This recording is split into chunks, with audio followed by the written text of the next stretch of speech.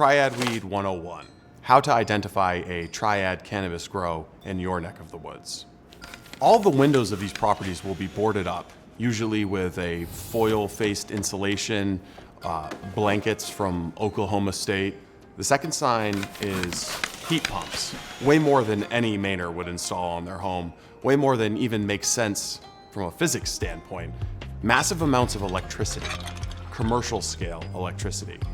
There'll be somewhere between 8 and a dozen security cameras all over the property. You'll be able to smell the cannabis from a mile away.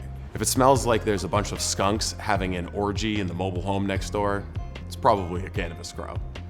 They won't really care how it looks from the outside. They won't mow the lawn, but they will pay very careful attention to ensuring that a U-Haul truck, a Ford Transit van, or a Sprinter van can arrive from Massachusetts or New York and not have to worry about the snow. See from this property behind me, the telltale signs of the place where I grew up. The Triad Weed story is a personal one for me because when I first started digging around back in my hometown in Dexter, I quickly discovered that there was a illegal marijuana grow next to my high school basketball coach's house. There's an illegal marijuana grow at the top of my camp road, illegal marijuana grow on my dad's road. The guy who knocked up my high school girlfriend, he's got an illegal marijuana grow next to him. But they really crossed the line because just about less than a mile that way, there's an illegal marijuana grow that the governor's brother, Paul Mills, transferred to the ownership of a Chinese national. And this is a sacred site. This is where Steve Robinson and his high school buddies first got bombed on Bagwine and Zima. Right there at that bonfire, there should be a monument up. The governor's brother was paid to help facilitate a transaction on behalf of Chinese national drug traffickers. Indisputably, based on the public records, and no other media outlet in the state will talk about it.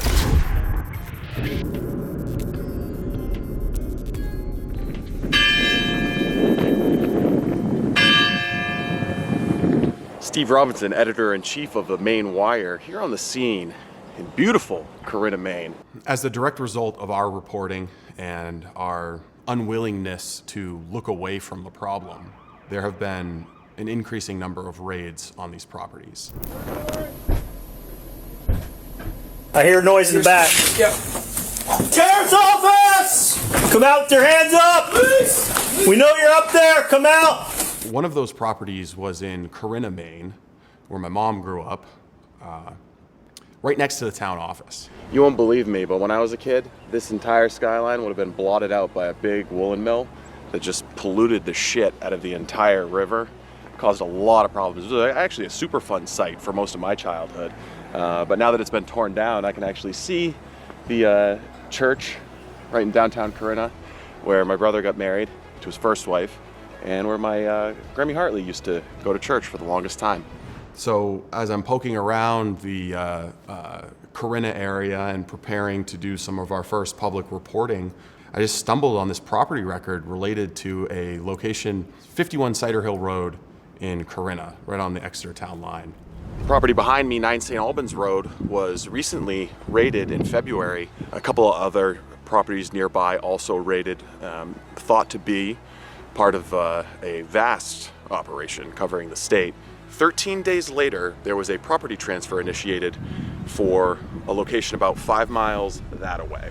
What really caught my eye about this one, in addition to the idea of a property in central Maine being transferred into the custody of a Chinese foreign national with no real estate taxes paid, no capital gains taxes paid, was that the attorney who facilitated that transfer was a guy named Paul Mills, who supplied an address of 163 Main Street in Farmington.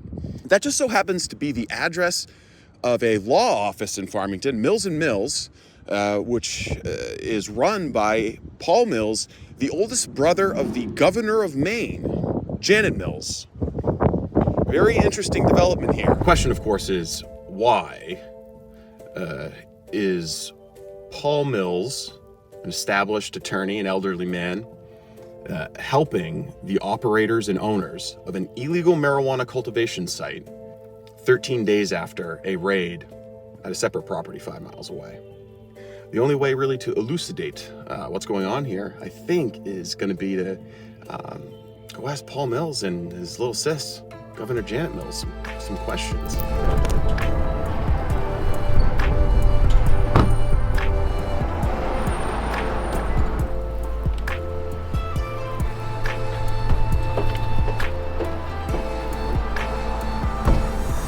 Steve Robinson from Maine Wire. Okay, sure. I wonder if you have a moment to talk about that property in Corona.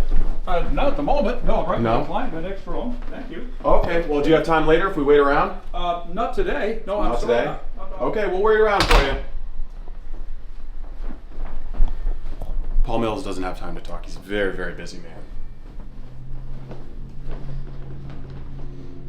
That is a fucking sensational story. That's insane. It's the biggest, most important story in the state of Maine, in my opinion.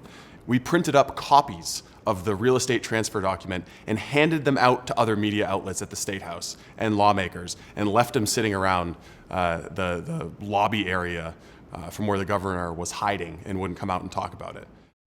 Governor, what do you think are the national security